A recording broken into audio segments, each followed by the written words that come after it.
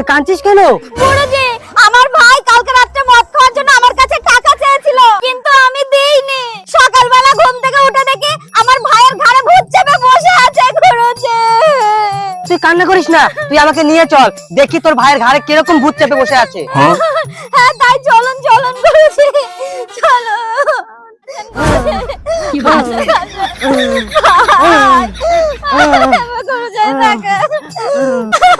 গুরুজি দেখুন দেখুন আমার ভাইয়ের কি অবস্থা করেছে। আরে এ তো জ্যান্ত ভূত ধরে নাইলো, এ তো বিরাট সাংঘাতিক ভূত ধরেছে। কিন্তু হ্যাঁ, এই ভূতের ওষুধ আমার জানা আছে। যা করেন তাড়াতাড়ি করুন গুরুজি, আমার ভাইটা খুব কষ্ট পাচ্ছে। হ্যাঁ হ্যাঁ, তুই কোনো চিন্তা করিস না, আমি এক্ষুনি ব্যবস্থা করে দিচ্ছি। ওম ক্রিং ক্রিং ক্রিং ক্রিং ছু। আমার ভাইটা একদম শক্ত কাঠ হয়ে গেছে। এই ভূত ঘাড় থেকে কি করে নামাতে হয় আমার ভালোভাবে জানা আছে। যা ঘর থেকে চামড়ার বেলটা নিয়ে আয় তো। কি গুরুজি, আপনি যেই বললেন চামড়ার বেল আনতে, অমনি আমার ভাই ভালো হয়ে গেল। কথাই তো আছে, মারের গুতোয় ভূত পালায়।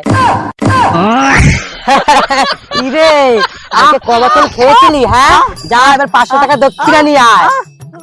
গুরুজি, শুধু 500 টাকা নেবেন কেন?